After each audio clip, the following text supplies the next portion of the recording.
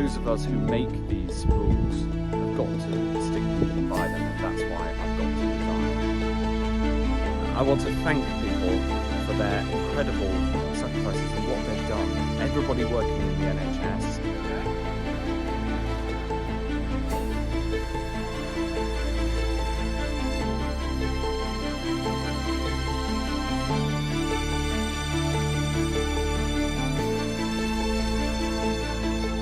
Right from the start, we've tried to throw a protective ring around our care homes.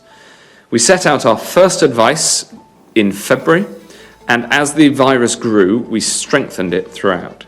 We've made sure that care homes have the resources they need to control the spread of infection. Some of our most vulnerable people live in care homes, and yet only around a quarter of the deaths that have happened have been in care homes. That's much lower than most international comparators. The curve continues to come down. The NHS has been protected. Our vaccine development work is making progress.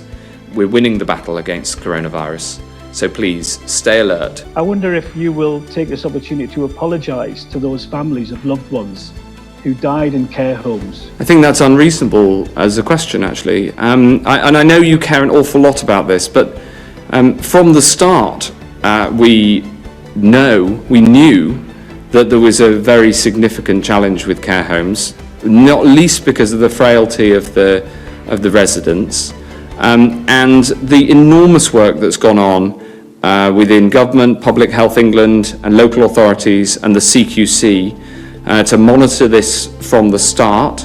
It has been more difficult to get data flowing, and I'm very glad we're able to do that now on a daily basis. I did absolutely say, both in private and in public, that everybody got the COVID treatment that they needed. And I'm very proud of the fact that with the NHS, we delivered on that during the pandemic because it was critical.